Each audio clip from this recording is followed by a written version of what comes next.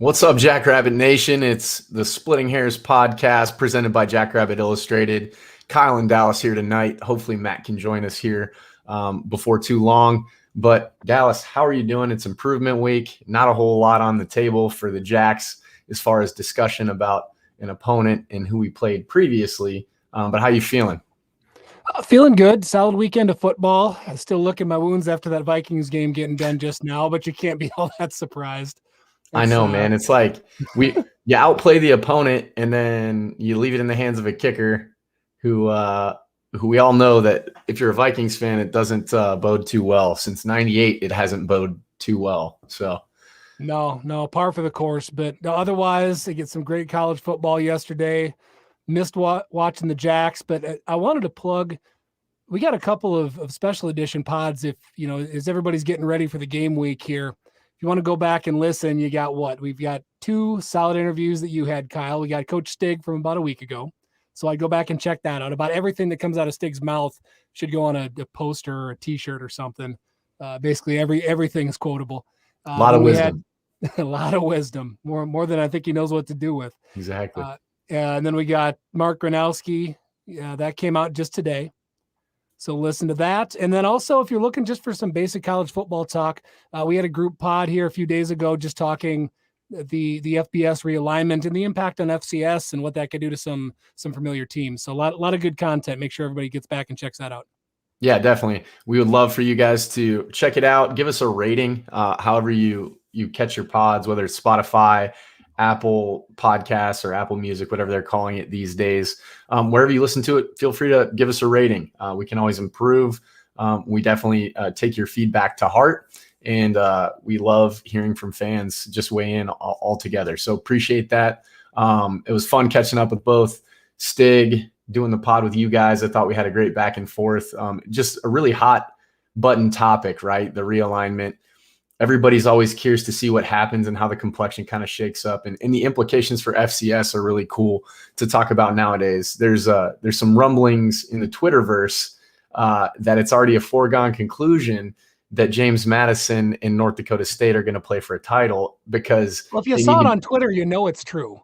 Yeah, it's from some people who have their ties pretty close to the Bison, right? But it's just fascinating to see that it's already a foregone conclusion. So love to hear that, especially with some of the stout Missouri Valley competition that's going to be on the table this year, not just from the Jacks perspective, but you still got UNI out there and the Illinois States of the world. So you never know what could play out, and especially with the way SIU is playing. SIU is looking pretty good, man. Taking a Power 5 Kansas State to the wire, and then doing what they did against Dayton, who's had.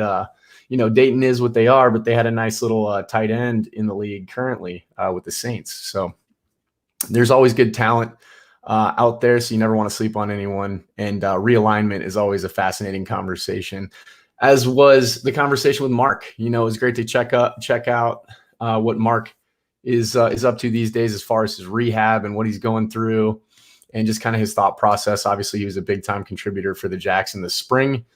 So that was cool to kind of peel back some layers, get an idea of his mindset and who he is as a person, not just a player. So that was fun. And, before we get too deep into this, I do want to highlight a couple of things. Drake's Place out in Bodle, South Dakota has got a new sandwich, right? A new sandwich. It's a Club 71 sandwich here, along with a 605 hog burger that's going to be coming out. Definitely go check that out. He's got some cool themes. Jackrabbit themed items coming onto the menu mid-September here. So that's going to be exciting. Let me read off. You're going to read it off? Yeah, I got to read off here. Illegal. If you could ban a sandwich, this one should be banned. I know, right? He's got some potentially bison themed stuff coming out too. And I love bison anyway, but if I can eat the meat of my opponents, wouldn't that be dope? Let's see here. Bear with me. Don't like the dead audio. That's right. You know what? I got it up here. Can I read this off? Yeah, read it up. All right. So we got the Club 71 sandwich, which you'd think Club sandwich makes sense. No. Get this. Grilled ham and cheese and a grilled turkey and Swiss. Those are the buns for a BLT. So you've got a sandwich and a sandwich making a sandwich. Love that. Yeah, I need one right now. You can never have too much sandwich. Love that. But also, the 605 Hog Burger is going to be coming out too, from what I've heard. So you'll have to check that out too. It's great to have the themes to coincide with the guys who are doing all the hard work out there, and just what Mr. Drake is doing out there to honor the Jacks is truly awesome. So we want to give a nod to him as our title sponsor. Make sure you check them out. Give them some love. Whenever you stop by in Bodle, make sure you say hello to him and give him some love. So moving on, want to touch a little bit on kind of a hot button topic, aside from realignment, that comes out ever so often when a challenge is lined up, right? So we did the Big Sky MVFC challenge. For those of you who aren't familiar, the Big Sky Conference is a power similar to the Missouri Valley Football Conference at the FCS level. And the two conference heads have decided to basically get together and have a scheduling matchup where it pits some of our conference members against their conference members, right? Pretty self-explanatory. Well, this year we had 6 games starting September 4th. North Dakota squared off against Idaho State. Missouri Valley took the W in that one. Northern Arizona at South Dakota. South Dakota took the W in that one. Western Illinois at Montana. That was last week. Montana got the better of the Leathernecks there, as many people may this year.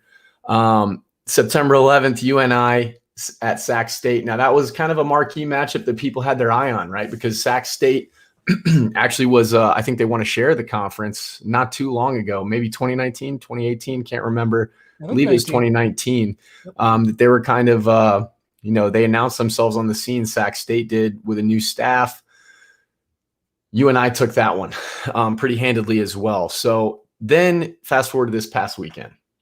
Eastern Washington, I think the actual total on the point spread was 62 points. Eastern Washington had 62 alone in that contest. Western scored, I believe, a 40 spot, 42, something like that of their own, but took another L. No, 56. It was 62-56. 62-56. Okay. Pardon me. Didn't mean to short Western. I could be looking at a basketball score here. I guess I could be wrong. It could be. It sounds like a basketball score anyway to me.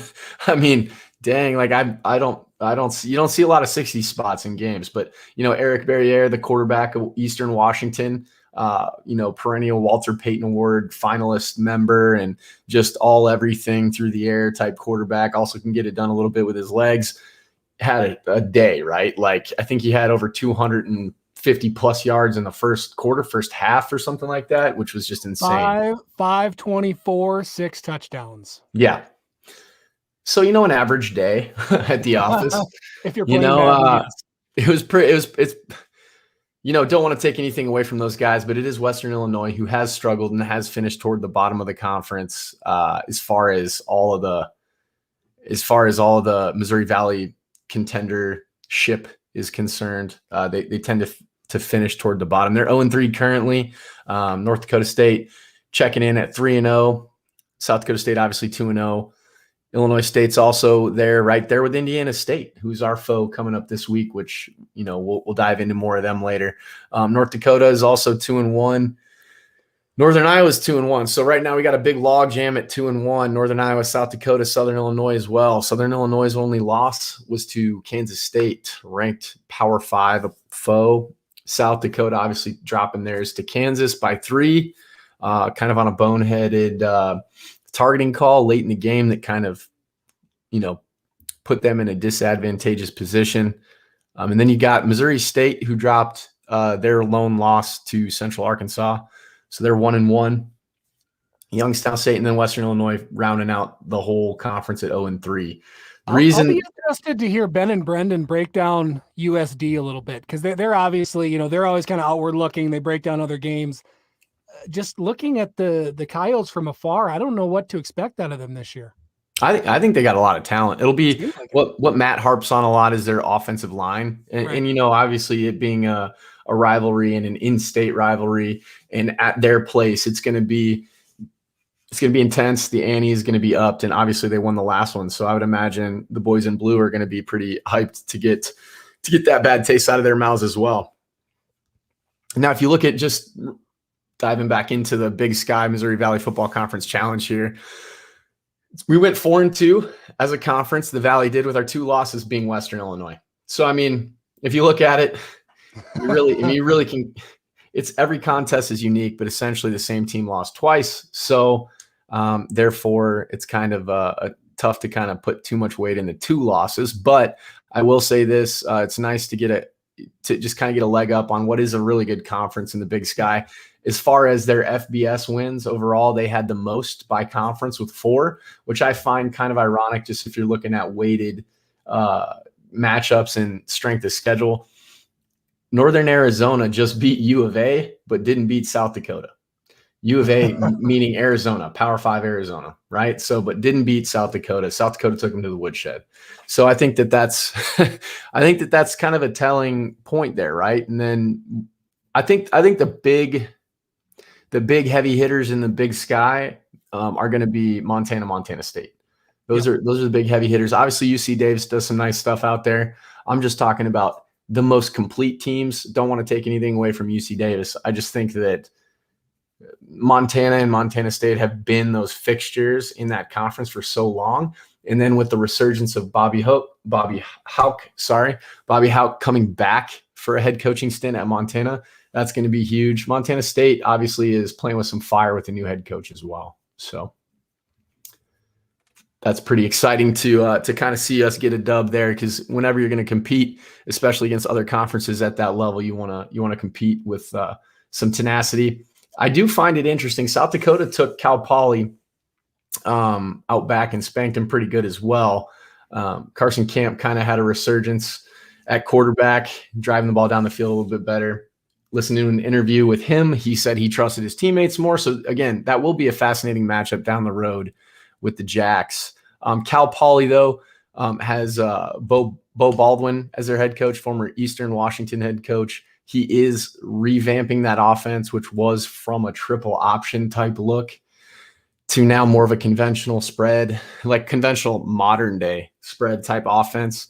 So you're going to see some changes, some growing pains there, just like you're seeing at programs like Georgia Tech at the FBS level, who are trying to migrate away from that triple option. Yeah, that's something where you can see, the start of the season, somebody can really struggle, but if you're installing something schematically, by the time you get to the end, you can have an entirely different ball club. I mean, if they're able to make a bit of a run in the conference and sneak into an at-large bid or something, who knows? That could still be a pretty decent team. Yeah, you're saying Cal Poly? Yeah, I'm just saying that anybody, if you have that kind of disruption, you totally change around everything schematically, you change the offense, and I know nothing about what their roster looks like. I mean, they might only end with 1 win this year. I have no idea. I'm just saying that it's been a decent team. What we're seeing now probably isn't something you'll see later on. And then the other comment I was going to make was just, I like, you mentioned kind of just, I don't know, taking the temperature against, another premier conference. And it does make you kind of start to think about playoffs a little bit. I know it's way too soon for anybody. We're allowed to think about it. It's improvement week. We got nothing else to talk about. So it's, you start to imagine what some of these playoffs or what some of these matchups could look like in late November, early December. Yeah, definitely. I mean, and it's going to change completely, right? Because they're going to know their rosters better. It's kind of like the comment Kurt Lickis just put up here. He watched the first half of Eastern Washington and the Leathernecks, and he thinks he knows less now than before the game. And that's, I mean, that couldn't be more spot on, because sometimes you had an impression of what a team would be. You see what they actually are. And then by week 6, it's completely different, right? I mean, each week is so brand new. You can kind of get a beat on the guys, and they're going to, the dogs are going to emerge as, the cream of the crop, if you will, like the Eric Barriers of the world. But as far as, the complexion, it's so early to tell who's going to make it. But I think you can have an idea. The Valley will get a handful of teams in the playoffs. I mean, at least 3, I would imagine. 1 auto bid, because there's 7 AQ conferences, 1 auto bid. And then, of course, a couple, if not 3, at-large bids, I would imagine, just with the strength of schedule. And then you got to think, if it becomes a log jam in the Big Sky and there's not a clear undefeated champ there, you got to think there's going to be multiple bids there as well, right? And I do want to give kudos, right? Because Weber State was not one of the teams that was on the Big Sky MVFC Challenge, nor were the Dakota dominant schools. But Weber State just played James Madison. That's a big non-conference matchup. Obviously, James Madison took the W there, traveled really well. And then obviously, as mentioned earlier in the Twitterverse, apparently James Madison and NDSU are too good for the FCS, and it's a foregone conclusion they're going to be in the Natty. They're over it already. They're over it already. But I do want to give kudos to both administrations for scheduling a very strong out-of-conference matchup there. And then for James Madison, literally traveling coast to coast for that matchup, roughly coast to coast. Obviously, Ogden is not on the coast, but it's pretty darn close relative to where James Madison is out there in Virginia. So that was pretty exciting. I'd like to see more tough matchups like that. I think you'd get more attendance. But then again, what the hell do I know? Last week we played D2 Lindenwood and we had over 15,000 in the stands. So I mean, it was a great turnout. So maybe opponent is kind of relative. But I'm just excited for ball to be back, right? I'm excited for ball to be back. We got the Big Sky MVFC Challenge out of the way, 4-2. Went to the good guys again, the whole Valley Conference. Moving forward, the Jacks have a familiar foe, but a team they haven't played for a while, man. Indiana State. Last time they played Indiana State, they also went to Terre Haute out in Indiana. So we're going to be on the road. We went there in 2019 with Jabori Gibbs under center. Pierre obviously had a good game. Jabori went through the air. I know that we did a good job on defense and got after the quarterback really well. This can be a completely different Sycamore team from the standpoint of they had a whole spring where they didn't even play ball. And we're excited because we got a little treat for you here. We're going to be able to get their play-by-play guy on, and I believe he's about to join us, right, Dallas? Yeah, he's Luke's about ready to jump in here. So excited in a minute here to welcome Luke Martin. He's the play-by-play voice for the Sycamores. Again, it's super short notice, able to jump on and chat here. And actually, let me we'll go ahead and get him dialed up here right now. There we go. Luke, can you hear us, sir? Yeah, I can hear you guys. Can you hear me? Yep. Yes, sir. Just fine. Welcome. One, thank you again for just short notice jumping on. Excited to hear about your squad, but I was going to ask, has your voice come back after last night? I heard your call on that, and God, that sounded exciting.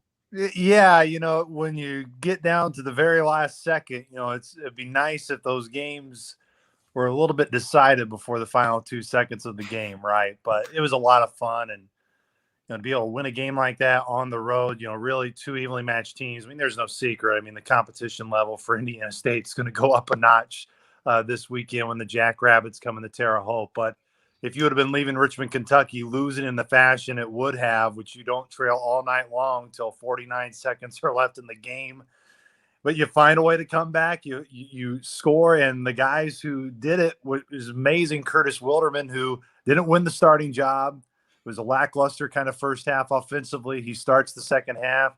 And then Faison Mcclurge, who got the game-winning touchdown, was hurt in fall camp, and he was actually on the scout team offense the first week of the season and ends up catching 2 touchdowns last night in a crazy win. So, hey, it could have been much worse. The voice is back. The voice feels good today. That's what happens when you get back around 4 a.m. and you can sleep it off a little bit. That's awesome, man. Yeah, so that's multiple games now that have come down to the wire a little bit for the Sycamores, but they've been able to grit it out both times. What do you think is some of the cause of that? Yeah, this has been a team going back to Coach Mallory's first year where South Dakota State did get a chance to play Indiana State in 2017. That was an 0-11 season for Indiana State under Coach Mallory in his first year, but you look at the first 3 weeks of the season, that Eastern Illinois game, they lost on a last-second touchdown in the closing seconds. Played Tennessee in a Power 5 game, didn't go very well. And then the third week of the season, they played Liberty their last year, kind of in that FCS before they jumped to the FBS, and they lost on a blocked field goal. They lined up. They got down within the 10-yard line, lined up to kick a field goal that would have won it, and they end up getting it blocked, and they were 0-3, and those negative energies of not being able to kind of complete it in the first year to now these close games, Indiana State's starting to find a way to win those. And a lot of that is because you have experienced guys, whether it's Anoke Mawala on the defensive side, even though Dante Hendrix hasn't been playing recently due to an injury, wide receiver for Indiana State team captain, Michael Thomas, a team captain. they have guys who have been through the struggle. They have guys who have been through where they've been on the other side. They've been on the Eastern Kentucky side where they've had their heart ripped out at the end of the game. But they've been right there. The Northwestern game just got down very quickly, 14-0, but they fought. It was a game the rest of the way that was pretty darn even. But when you dig yourself a 14-point hole early, just unable to come back. So, yeah, those games, there's been some close ones. There's been some entertaining ones. And luckily on Indiana State's side of the ledger, they've been able to come out at least this year on the positive side for that. I'm curious, before we get into the roster here, you talked about dropping some games and then now that we're tight and then things are starting to turn around now. And obviously Mallory and his, this season now has got a little bit more experience. What can you speak to kind of the culture that he's instilling and what, kind of what he's pushing around the locker room? Yeah, I mean, the culture's been a huge thing that had to be changed when he got the job. That was kind of an area where Indiana State football needed to grow.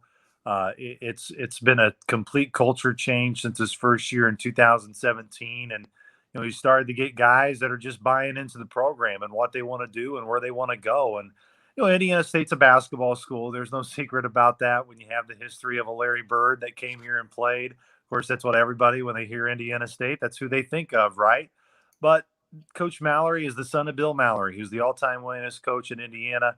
Not probably about it. IU made the mistake of firing him and thinking they could do better, and they ultimately did not. But the Mallory name resonates in the state of Indiana. It always will resonate in the state of Indiana. And when Coach Mallory, Kurt Mallory, that is, goes and talks to all the high school coaches in the state, all those high school coaches were kids wanting to play for Bill Mallory's program at Indiana. Indiana State is an FCS program. They're not, the necessarily the FBS programs, right, where you got Purdue, IU, Notre Dame, of course, where those kids, if they get an opportunity to go to play at that level, odds are they're not going to choose an FCS program over you. But there's been a lot of Indiana kids. I'm pretty sure Coach Mallory's first year, there were 23 kids from the state of Indiana on the roster. Now there's nearly 50. So he's doubled that, which means there's more input. There's more fan interest because a lot of these guys that suit up and play are local kids, and they bring their families and their friends from all the areas and across the state of Indiana. And Indiana's gotten better, much, much better in high school football, really, since Peyton Manning and the Colts kind of had that boom in the 2000s. And it's still basketball state, and Hoosier hysteria is still a thing in high school basketball in this state. But high school football has improved. I think that's helped the program out a lot. But to kind of come full circle, back to the program, yeah, there's been a culture change here at Indiana State. This is a program that believes that they can make the postseason, that should be the goal. There's times where you look through the record book for Indiana State, you go 5-7, that's a good year. That's not the expectation now. They want to make sure that they can be in the conversation, they can be in the hunt, and that they can make the postseason and be a team like many in this league, right? The Valley's a darn good league. There are going to be many teams that are not going to be vying for a playoff spot. There's going to be a lot of teams that are going to be jockeying for that position. Indiana State hopes they can be one of those. And so when you look at that culture shift and that change, right, like there have been glimpses from previous teams that have assembled good rosters. There was a quarterback transfer, I want to say from Washington in like 2011 or so, Ronnie or 12. Fouch. Yeah, he's actually now on staff at Missouri State with Coach Petrino. Well, there you go. So, I mean, some really talented players who obviously are football guys who then carry on their career into the coaching realm. But then you have, they took out the Bison, I think, at home that year and handed them one of their losses. And that's no easy feat for any team. For guys that played the Bison in our careers, we were fortunate to get 3 straight when I played. And it was a dogfight every time. So, I mean, they do have rapport of kind of getting to that top of the mountain, but never being able to get over that hump, right? So from a practical, realistic perspective, is like a 7-win season kind of the aim to try to be, obviously everybody goes into the season trying to win the conference, right? Yeah. You don't want to ever sell yourself short, but you have to practically frame the rebuild. Is that kind of something that's on the forefront of Kirk's mind? I think, there's never really been a big talk of win total, of necessarily a number to get, we have to get to 6 or 7 or 8 wins. I mean, when you look at it and you look how tough the league's going to be, if you get to that number, That's very impressive. I think so, at least in this league. Indiana State does not see North Dakota this year. They do not see UNI either. Those are probably two teams that will be towards the upper ledger of the league. So maybe they get a little bit of a break there in terms of the schedule, but they do get the Bison back. Of course, they obviously play the Jackrabbits this weekend. So talk about a way to start off your conference play. But I've been around Coach Mallory. We've been able to get to know each other very well. He's really become a really good friend of mine. And to answer, I'm not trying to avoid the question, but I just think he would answer it the same way. Our goal is, yes, to go in and make the postseason, whatever that is. If that means you need 7 wins, then that's the goal. If that means you need 8 wins, then that's where you need to get to. Right. But man, that's going to be so hard. Not just because of the difficulty of the league, but I still think, yes, Indiana State did what they needed to do for them to be in position to even have this conversation. They had to be 2-1 and really beat 2 teams that they should beat. In Eastern Kentucky and Eastern Illinois. They did that. But again, now is, okay, what are you going to do when the schedule gets turned up a notch? What are you going to do when you go up against a team that I personally think is the best team in the country and has looked the most impressive through 2 games, being South Dakota State? Yeah, well put. And I didn't try to ask that question to try to kind of box you in there. I just, as you're familiar with the Valley as Dallas and I are, it does get to a point where you're like, all right, I think that 7 wins is the threshold to kind of take that next step. And that is not a bad look for a season in the Missouri Valley. No, not at all. And I agree with your point. I think for Indiana State so back in 2018, Indiana State was 2-1. That's the last time they were 2-1, but they would ultimately lose the next 3 games. Northern Iowa shut them out, I think 33-0 to start off conference play. Went on the road to South Dakota State, nearly won that game. That game went in the overtime. It was a very high scoring affair, right? Yeah, high scoring affair. Kind of showed that was kind of the first game where you kind of saw Indiana State's offense really get it in gear, and that was a team that was capable to be able to score with the Jackson. The following week, they lost on a last-second touchdown to Missouri State, and all of a sudden they were 2-1 and now 2-4, and they win the last 5 games. Nearly made the playoffs, and got to, at that point, 7-4 on the year. So I think 7 wins. My point is, Indiana State's got to walk the walk. And in 2019, they were very confident that it was going to be a team that would ultimately prove that they were going to be in the upper echelon of the league. They did not do it. The last 5 games of the year, they were all 1-possession games in the fourth quarter, and they only win the last 2. So, yes, I would agree with you. To answer your question, I think from a fan perspective, from people on the outside, excluding the players, it's kind of hard to include them. If Indiana State found a way to get the 7 wins this year, which means that means you win, 5 games in the Valley, from this point on, that is a tremendous year for this group. I think especially when you factor in you didn't play a year ago, and there's still a lot of stuff for them, I think, to clean up to get to that point.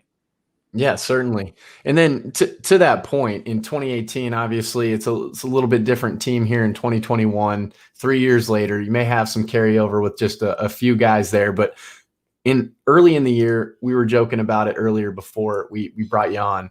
The complexion of teams just changes so much throughout the course of the year. Who are some of the early guys who've emerged on the scene so far who've kind of got you just second glance in the roster here at like, wow, I didn't fully anticipate this guy contributing to the degree that he has, or, just something to that effect? Yeah, well, I think the obvious one is Faison Mcclurge, what he did over the weekend. 2 touchdowns against Eastern Kentucky after, like I said, he was on the scout team first week, heading to Eastern Illinois. He didn't even make my spot board, which that says a lot because, in today's day and age, when you still, that 4-game redshirt rule that you have, I try to put down as many guys as possibly could get into the game. And Faison really wasn't even in consideration that first week against Eastern Illinois. He's on the spotting board now, boys. So he's actually going to be towards the spot. He's going to be towards the top. That's not going to be a problem for Faison. I think he definitely has emerged from an offensive standpoint. Defensively, Jeffrey Brown, keep an eye on him. Indiana State's had an all-conference linebacker every year since 2016. Jonas Griffith has graduated. Clayton Glasgow graduated. Cottrell Moss, who does our TV games here in Terre Haute, he graduated a couple years back too. His last year was that 2018 team. But Indiana State historically has always had really good linebackers. And Jeffrey Brown is a 2-year freshman, so it's the second year. He was on the roster last year, of course, didn't have a season. He earned his first start over the weekend. You will see him everywhere. And I think Jeffrey is starting to emerge as a guy who's going to kind of carry that tradition on. Heath Stephen is a transfer in at linebacker as well. Again, he's been on the roster technically for 2 years, but his first season being able to play. He came from the same junior college as Clayton Glasgow did, who ended up being a all-conference level type linebacker with Jonas Griffith back in 2019. Those two guys defensively have emerged. I mean, Michael Thomas has always been around. Mike had the 2 interceptions against Eastern Illinois.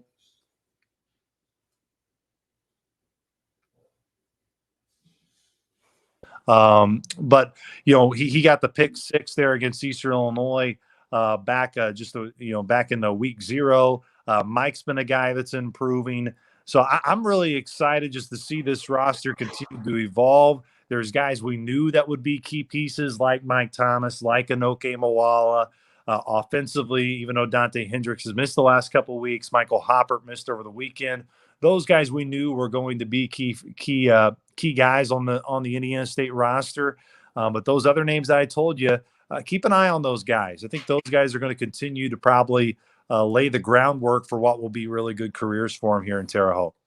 Nice. I appreciate you weighing in on that, Luke. And I want to bring in our founder of Jackrabbit Illustrated here, Matt Tollefson. Matt just joined because he wants to ask you about Robert Tonyan. Surely. Oh, yeah. Robert, I'm a huge Packer fan, so Big Bob Tonyan and Dominic Daphne, right? Yeah. So I love those guys. The versatility. Anyone like that in that H-back tight end role currently? Yeah, well, really right now, the funny thing is, Rob, when he was here, was just a wide receiver. Yeah, right. He was not a tight end in college. Dom Daphne, of course, ultimately at the start of the year was just strictly a wideout for us. And then towards the end of the year, we put him in that Wildcat package. Mm-hmm. They've been trying it because Michael Hoppert's been that guy. Michael Hoppert's been at wide receiver. He had 4 receptions, I believe, against Northwestern. He ran it against Eastern Illinois, including a 44-yard touchdown run. Mike is a guy you'll see kind of everywhere. He'll line up at quarterback in the Wildcat role. He was a high school quarterback. He has the potential to throw it, but he'll line up at receiver. He'll run it as well. He's probably the closest one to that, but he did not play against Eastern Kentucky. The coaches have said he's kind of a week-by-week basis in terms of determining what his status will be for this weekend. But I'm right now, Zach Larkin, who was a quarterback in 2017, and in the quarterback battle, he didn't get the job. He's like, I still want to play, though, and he transitioned to tight end. He's been the main tight end for Indiana State since 2017. You will see him in that Wildcat role and have the ability to run. It didn't have a ton of success over the weekend against Eastern Kentucky. They normally use it in short yardage situations. That's kind of if they need to pound it and get a yard. Odds are instead of seeing a quarterback sneak or hand it off to any of the tailbacks like a Peterson Curligran, you may see Zach Larkin go in at the Wildcat spot and try to bulldoze his way just to get a yard or two in a short yardage situation.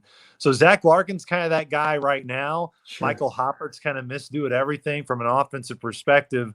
But, man, to try to compare anybody to those two guys that you mentioned, Rob, a tremendous career as a wideout here, which I just missed him. My first year was at Indiana State in the fall of 2017. So he graduated in the 2016 season.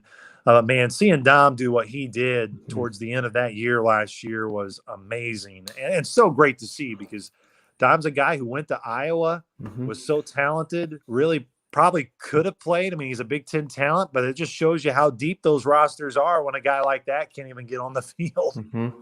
It's kind of funny because when he caught that touchdown, I believe in the playoff game, everyone's like, who's Dominic Daphne? And I'm like, I wrote about him 2 years ago. He was in my blog. So it's kind of funny. I'm wondering, I'm kind of curious. Rontrez Morgan, maybe you guys already covered it. We all watched the first game of the season against Eastern Illinois. Him and Dante Hendrix just appeared like a heck of a duo that's going to be tough. And since then, I just looked at the stats. He has 19 receptions. I remember him from a few years ago really being a speed guy is how I thought of him. How is his game growing? Because obviously it has if he has 19 receptions on the year. Yeah, and you look at those reception yardages, though, Trez, I think he had the 52-yard reception yesterday, and that was by far the longest one of the season. He was averaging only about 4 yards per reception. And a lot of those were like quick passes to the perimeter to try to make up for the lack of running game for Indiana State so far this year. I mean, typically Indiana State wants to run the ball, and they want to run it well through the first 2 weeks of the season. Granted, they only had 31 yards rushing against Northwestern, so that really kind of, puts a damper on what your rushing totals were. But they were only averaging about 94 yards rushing as a team through the first 2 weeks of the season. So that's not where they want it to be. Trez has really developed in terms of trying to be the main guy, to be the main target, because Dante Hendrix has been down lately for Indiana State. You look at his numbers, he has 3 career touchdowns. 2 of them were against the Jackrabbits back in that game in 2018. He broke, I'm trying to remember, I think he broke his collarbone in that game. It was on the touchdown grab that he had. I believe it was in the third quarter late in that game. I know we were going right to left, as I remember, up in the press box. Didn't know it at the time. He played through it, but he broke his collarbone in that game, and he missed the rest of the season until he came back late against Western Illinois. He's been hampered by injuries. That's been kind of the biggest thing with Trez. He's just been trying to get out there and stay healthy. When he's out there and he's healthy, he's fast, he's quick, he's got the speed to be able to kind of have success in those perimeter shots. But Indiana State also hasn't taken a lot of shots deep down the field. It looks like they're starting to do that a little bit more. So we'll see if Trez's numbers can go up, but it's just kind of ironic. He's a guy, when you say his name, you kind of look at his numbers and you feel like they should be a little bit more, especially in his touchdowns. I feel like I've said touchdown Rontrez Morgan more than 3 times, but that's only 3 times I've been able to say it. Well, listen, we definitely feel your pain, and we'll see your collarbone and we'll raise you one, because we had a little situation of our own this not this past weekend, but the weekend previously, where Isaiah Davis, we wish him the best, had surgery, and hopefully he'll be back on the horse again here shortly to be able to contribute. But his health comes first. We wish all the players for Indiana State health after their last game, because you never know. There's always bumps and bruises and guys fighting through various things. We could talk all day about the Indiana State roster. You are well versed in it, but Matt and I just want to probably bring up this. What would be some keys to success for the Sycamores? Obviously facing a stout opponent in the Jacks, but what would be some keys to success offensively and defensively? Well, I don't think it's going to be any secret, guys. 2019 and 18, you look at the differences those 2 years. Indiana State turned the football over in total in 2018 8 times, and they won the last 5 games of the year, almost made the playoffs. In 2019, they turned the football over 26 times. That was why Indiana State, a lot of those games I told you about, those last 5 games last year, Northern Iowa, they had the ball inside the 10-yard line 3 times, no touchdowns, unable to finish. I think holding on to the football, number one, making sure you don't turn it over. I don't have the numbers exactly in front of me. I'm sure you guys have probably talked about it at some point in time.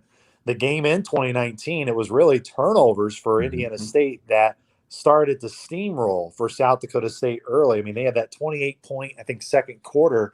It looked like it was pure domination, but a lot of it was just mistakes. Sack fumble. Yeah. We had sack fumble by Winkleman, I believe. And just a lot of mistakes from an Indiana State. I mean, give credit to South Dakota State, of course, too, but a lot of that I felt was self-inflicting. Right. So if Indiana State can hold on to the football, don't turn it over, and when they get the opportunities to score, they have to get touchdowns. When they get into the red zone, they got to, 1, get to the red zone, and 2, finish those drives. Jerry Nunez, who is the all-time points leader for Indiana State in terms of field goal kicking, he's gone. And I think that's an aspect of the game, too, for Indiana State that's inconsistent right now. Alan Selzer, who's a transfer in from Michigan, hit his first kick from 48 yards, but he's been inconsistent since then. He can hit a 48-yarder, but he can also miss one, between 30, 40 yards. So finding that consistency from a special team standpoint for Indiana State will be key. And defensively, you have to eliminate the explosion plays. Pierre Strong, we all know about him, how good he is. You just can't make him have those big home run hits where it seems like he's always had in his career at South Dakota State. eliminating those big plays defensively for the Sycamores. The defense is good enough, guys. I really think that is the strength of this Indiana State team. It's just, can they play complementary football? Can the offense pick up the scoring? Right now, they haven't really been able to score at will. Heading into the Eastern Kentucky game, they only had 3 offensive touchdowns. And after the first quarter, because Indiana State scored on a muff punt by Eastern Kentucky, it was three offensive touchdowns and 2 non-offensive touchdowns on the year.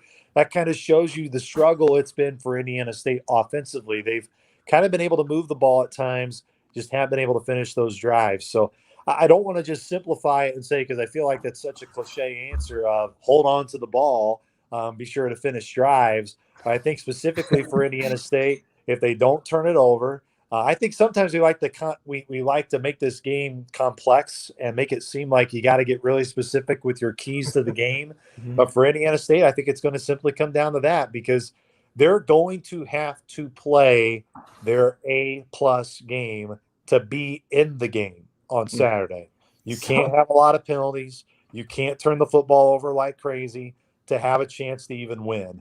For Indiana State to be in contention to win the game on Saturday, they have to limit turnovers and they have to finish drive offensively. That's going to be the biggest thing for the Sycamores come Saturday against the Jackrabbits. Sometimes cliches are cliches because they're true. Correct. Indeed. And that's one of them. Just being a broadcaster, we try to not talk in cliches all the time because that's a big, bugaboo in terms of what we do. But you're right. There's a reason they're cliches too. Certainly. I want to say we kept you longer than I promised. I hope you're good to hang out for another minute or two here. Awesome. We've talked about skill guys a lot, and one of the hallmarks we think of the South Dakota State team is the line, both sides of the ball. Got some size, got some serious skill, and I think that's a huge reason why some of our skill guys have had the success that they've had. Can you cover the lines for Indiana State? What you guys bringing to the table? Defensively, it's been a change in terms of the scheme. Indiana State was a 4-man front kind of consistently in 2019. They've now kind of primarily gone to a 3-man front. You'll see Anoke Moala, Gavin Deneen, who was a Pioneer Football League, all Pioneer Football League guy at Drake. He was their team captain. He's kind of been the main nose guard for Indiana State. And then Caleb Brewer kind of makes up that defensive line on the opposite end in terms for Indiana State. But that's a group where I feel why the Jackrabbits are now consistently the best team or one of the best teams in the country is because you can rotate guys and keep them fresh. I think Indiana State is closer to that. They probably rotate maybe 7, 8 guys consistently.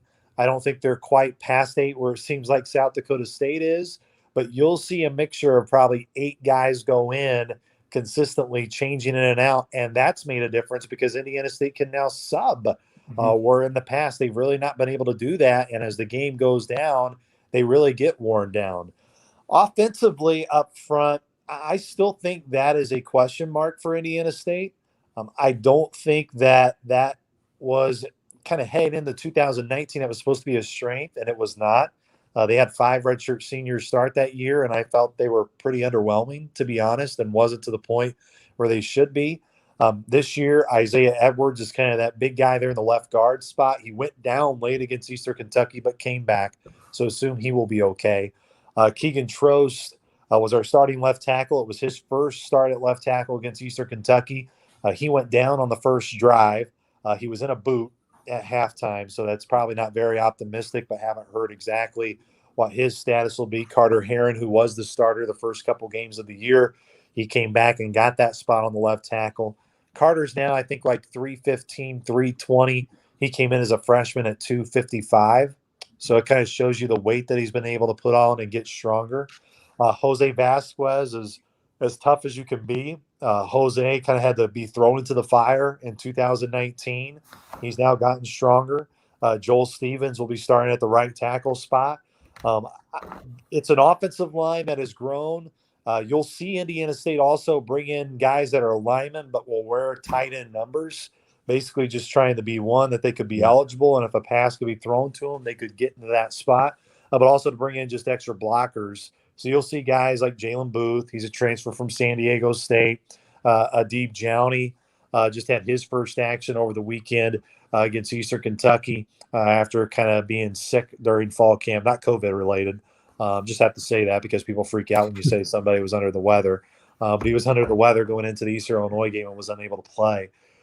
So the strength up front, I feel like offensively for Indiana State can be better, but it's getting better. I got to give those guys credit. I feel like I've been harping on them a lot through fall camp, definitely early on in the season, because it takes more for them too. I feel like not the backtrack, but I think for Indiana State, why losing Dante Hendrix was big. He was the best run blocker out of the wide receivers. And, Ron Trez is a speedster, not so much as a blocker. The perimeter blocking for Indiana State's got to get better too for them, not just putting it all up front. You got to put pressure on those receivers too to be more physical on the outside guys and open up those lanes too for Indiana State. So the strength up front is getting better. Defensive line, I feel like I haven't watched everybody up front, but I would put Indiana State's defensive front line up there with anybody in the league.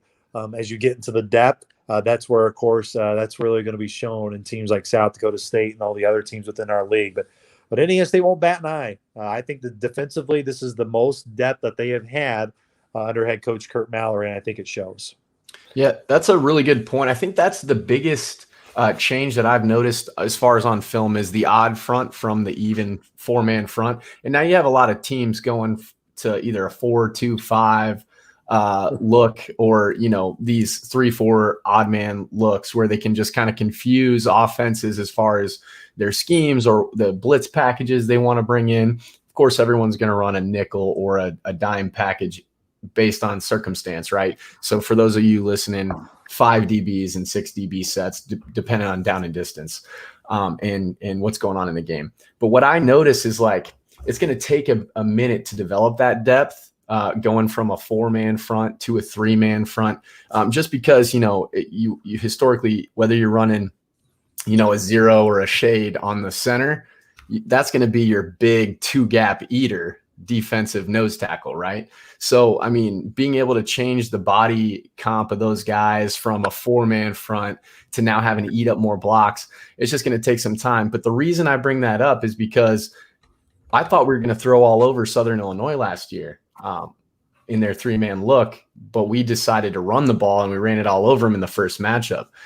It's going to be interesting to see the run game play out from an offensive perspective as far as South Dakota State, because the guy who got off in that game against Southern Illinois was our big back, Isaiah Davis. So it'll be interesting to see. Pierre didn't even play in that first matchup if memory serves. So it'll be really interesting to see how he's able to kind of take on that odd man front. Yeah, well, and if you watch the Northwestern game, that's why Northwestern had so much success early running the football. I think those first 2 drives, they probably ran somewhere along the lines of 20 plays. 19 of them were rushes, and they already had over 100 yards rushing after the first 2 drives. And the challenge was the 3-man front for Indiana State. They made adjustments late in the game. They kind of went more to a 4-man front as that went along, and kind of got back their wits about them, I guess would probably be the best way to phrase it. But yeah, I mean, Northwestern went kind of bully ball on them and then kind of got away from it, which was kind of a head scratcher. But that's kind of how it went. And yeah, I think to your point, you're exactly right. I think that's what I'm anxious to see exactly what Coach Stig will do as they prepare for this game this week. I mean, there's so much respect for what that guy has done. And I know Coach Mallory thinks a lot of him and the program he has built. And that's even before it's really got rolling here over the last couple of years. So, and I know it's vice versa both ways. I know Coach Stiegelmeier was one of the main coaches that reached out to Coach Mallory when he decided not to play and was like, you're making the best decision for your program. And, he was very, very supportive, I know, of Coach Mallory. I think he was very supportive of those teams that elected ultimately not to play in the spring because of their circumstances. So there's a lot of mutual respect between both of these programs, even though, of course, both these teams have one goal in mind, and that's to beat one another come Saturday here in Terre Haute. Mm-hmm. Yeah, I think, thinking back just to what you said just right there, that's perfect, because when we did our season preview a month ago, We really didn't know what to say about Indiana State because they weren't in the spring Neither did season. we. But what we said was that we know Kurt Mallory is going to have them prepared and ready to play. And because we have a lot of respect with how he's kind of stabilized the program from our end. Just the jump that he made in that first to second year, right? Was when they made the big jump. Like, so we're believers in Kurt Mallory over here. So well, and to kind of piggyback off of that too is nobody transferred out. Back in January, everybody who was here is still here. And it's a team that I feel has a lot of talented guys. And you know what? That wasn't the case throughout the league. There were other teams. I'm not trying to that's not trying to throw shade at any other programs, but there were other programs that lost guys.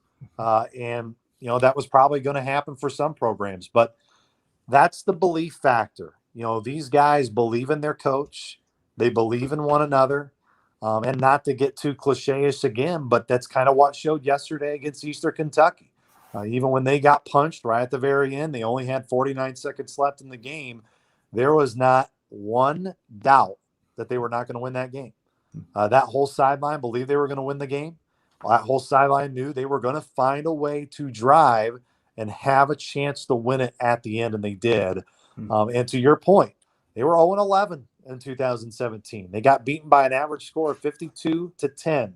The games were not even close. Now, that when you get into a game with Indiana State, they're going to fight you till the very end. They're not going to be maybe the most talented, and it doesn't mean they're necessarily going to win every week, but it's going to be a fight, and they're not going to back down and go, oh, my goodness, South Dakota State, here's probably the best team in the country coming in this weekend. They're going to look forward to that opportunity and having a chance to play South Dakota State because they know the Jackrabbits are going to be ready. They know there's going to be many haymakers that they're going to throw. They're just looking forward to throwing some of their own. Metaphorically speaking. Yeah. Hopefully. Now this with all the new conning rules, we don't want any more flags. No. Yes. Man, this is going to be a game. I'm looking forward to this. Kind of in closing or before you take off here, it feels to me like the Gopher team that the Jackrabbits should have beat in 2019, where they had a lot of talent. They had a lot of seniors on that team, but they eked out their first 4 wins of the season, end up with 11 wins, and absolutely maximized, what they had that year because everybody believed in each other and they all kind of got on the same page. So having wins like that at the start of a season can bring a team together and, really can even outperform maybe what they would have otherwise. So anything, I guess you guys got for Luke here before we let him go? I got one thing, just switching from the football domain. We have folks who are going to travel to Terre Haute and enjoy and maybe stimulate some of the economy down there. What are some of the staple restaurants or things in the kind of the vicinity that they should check out? Well, come on down to Paradise. That's what everybody calls it here in Terre Haute. We'd love to have you, all the folks from Brookings. One of my really favorite places, if you're getting up to go to Memorial Stadium on a Saturday morning, stop by Cackleberry's. It's right off of campus. It's a mom and pop type breakfast shop. So if you're a really big breakfast food lover and you really kind of like those mom and pop type breakfast places, Cackleberry's is can't miss. It's just right off campus. They do a lot of the catering in terms of food for the guys for breakfast throughout the week and for meals like that. So Cackleberry's is definitely one of my favorite places. If you're looking for really good burgers that are not healthy for you, Fifi's right on Wabash, which is just close to Memorial Stadium. They have breakfast burgers and stuff that are just absolutely not good for you at all. Tons of calories, all that kind of stuff, but really good food. Another kind of local establishment that's really good. That's only about, probably 3 minutes from the stadium. So if you're looking for some place that's really close, that's always a fun place to go. Well, I pull up their website, and the first thing that pops up is a burger with 2 donuts for buns. Love it. Oh, there we go. There you go. I'm telling you, it is great food. And actually, one of the people that introduced me to that was Coach Mallory himself. So it was kind of it's kind of hidden a little bit. You kind of got to find it. You'll blink. If you blink, you'll probably drive by it. But those are really 2 really cool places in terms from a food standpoint here. If you're a Jackrabbit fan coming and looking to try to grab a place to eat, those two local places are really good and a lot of fun to go visit, and they're big supporters of Indiana State. Just good to go in and grab a good slice of food. Awesome. Much appreciated. Thank you, Luke. Thank you guys. Appreciate it. And, when we make the trip to South Dakota State here, hopefully, in a year, it'd be great to meet you guys. So appreciate you letting me hop on and ramble about the Sycamores for a little bit. Yes, sir. Thank you. Thank My you. pleasure. Thanks, guys. All right, Luke Martin, everybody, play-by-play voice for the Sycamores. That was awesome. Hey, and that's a great time. He was talking about his local favorites. It's a great time for us to drop our local favorite real quick. We talked about Drake's Place earlier. Just want to sprinkle in here our other title sponsor, Cottonwood Coffee. Cottonwood Coffee on Main. If you're gonna study, get some work done. If you're a small business owner, you got some work to do. Swing on down to the Main Street location, Cottonwood Coffee. If you want to grab a bite, they have the bistro location as well. Man, I love their breakfast burrito. That's my go-to. Lauren, my girlfriend, loves their veggie spread on their bagels. They always have great coffee on drip too, and espresso if you need a quick pick-me-up. So go check them out. Love to have them as a part of a sponsor for the podcast. Kyle, that segue would make Joe Buck blush. That was fantastic. I'm so impressed. I got to pull my weight here somehow. That's awesome. How's it going, guys? It's going good, man. Luke gave us so much good quality information and insight as to the program, far better than I think we could have done. But yeah, but that was good, man. And he agreed. I mean, I reached out to him at like 3:00 this afternoon and jumped on here at 7:30. So yeah, cool. Good dude. The one player, that I'm really interested in on their defensive front that he did mention is number 13, that Anoka Malola. Yeah, he was just a destroyer in that game against Eastern to open the season. He did get gassed towards the end of the game, it looked like, but man, he plays with a lot of fire. So I'm really interested just to see how he plays against our tackles. We'll see. Yeah, in the quarterback matchup, or whoever gets the nod is going to be interesting too, right? Because Wilderman got some play after Thompson. So it looks like, there was maybe some struggles and things like that in the second Eastern game against Eastern Kentucky that they pulled out at the last second, literally as well. It'll just be fun. It'll be fun to get a taste of what the Sycamores are now, not having played last year, and then to just really kind of ramp up conference play. We put the non-conference stuff behind us and get ready to rock. Mm-hmm. Absolutely. That's pretty much what I got. It is. We're at about an hour here. Let's do predictions. You want to run through picks? I don't know, Matt, you jumped in late here. Glad you did. Anything that you wanted to cover that we haven't yet? No, I'm excited to see for the Jacks who we use in that second running back role.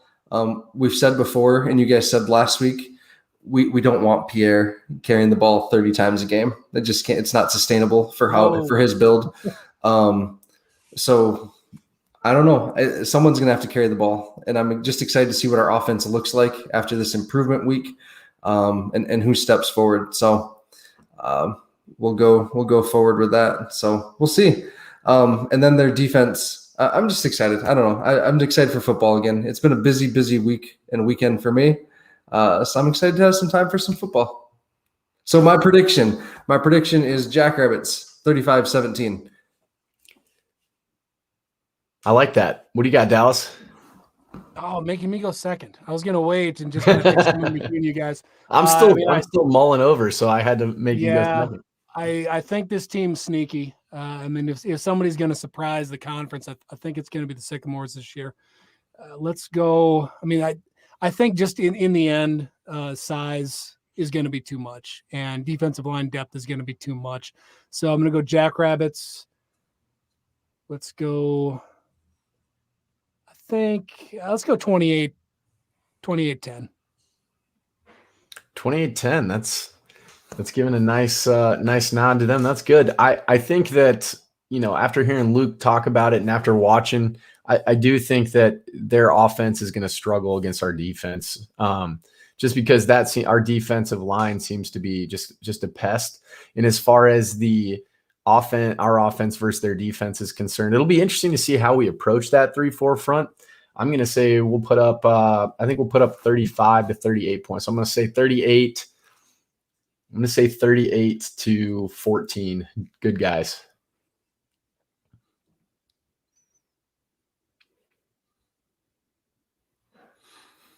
All right. Well, there we go. That's what happens when Matt joins late. Yeah, sorry. Yeah. So I wasn't blaming you. It throws the whole vibe off. I know. I'm sorry. Church council. So with that, we'll wrap it up. This week we have a number of things coming at you. If you need to, go back and listen to Kyle's interview with Mark Gronowski. We haven't really plugged it probably enough. Go back and listen to his interview with Stig. That was a phenomenal interview. I haven't been on the podcast yet to plug it yet. That is one of my favorite interviews we've had on the show because it was a coach talking to a former player. And Stig is usually very real and honest in his interviews. This to me was like a different level. Finding out that Desperado is one of his pump-up songs before a game. I laughed in my car listening to that. I sang Desperado in show choir once. So it was kind of funny. But go back and listen to that. We have the preview of Indiana State coming out. We have What's Cooking. We have the What to Watch. And then the B team's going to be on Tuesday night, right, Dallas? So, yeah. So lots of good stuff coming at you this week. We're excited for the games to be back. Correct. All kind of content, ready to get fired back up, watching football. And again, I've made another Jackrabbit Central purchase. So shout out to them for the crop top that my girlfriend got. Hopefully it'll buy me some more equity in our relationship. I thought you were going to wear the crop top. I really thought you don't want to see me in a crop top. All right. With that, no more fashion talk here. Have a great week. Let's go Jackrabbits on Saturday. Go big, go blue. Go Jacks.